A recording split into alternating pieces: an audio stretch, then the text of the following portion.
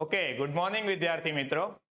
આજે આપણે આપણી ટોપર સિરીઝમાં જોઈશું કે ચાંદખેડા, સાબરમતી, રાગડ, મોટેરા જેવા વિસ્તારમાં જેટલી બી સ્કૂલો રહેલી છે એમાં જે પણ ટોપ 3 અને ટોપ 5 સ્ટુડન્ટ્સ છે એમનો આપણે નાનો એક ઇન્ટરવ્યૂ જેવું લઈશું અને આપણે જાણીશું કે એમને 11મા ધોરણમાં કઈ પ્રકારની મહેનત કરી છે જેનાથી તેમનો સ્કૂલમાં ટોપ 5માં રેન્ક આવેલો છે.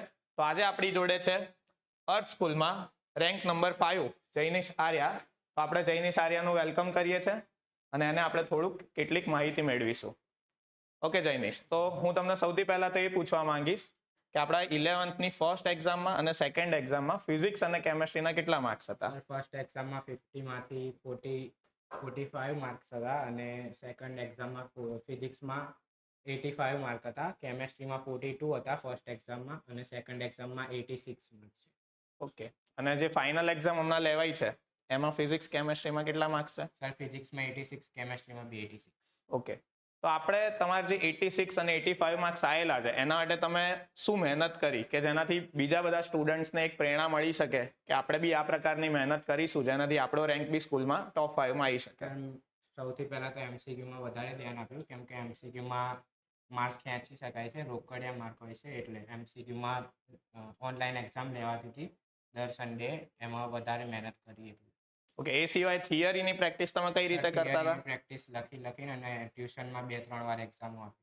ઓકે, આપણે ડેઈલી જે લેક્ચરમાં સેશન નાનું એક લેવાય છે એ સેશન શું તમને પરીક્ષામાં માર્ક્સ લાવવામાં હેલ્પફુલ રહેલું છે? સેશન વધારે હેલ્પફુલ રહે છે કેમ કે રોજનું રોજ રિવિઝન થાય, ડેઈલી વર્ક ડેઈલી કમ્પ્લીટ થાય છે એટલે.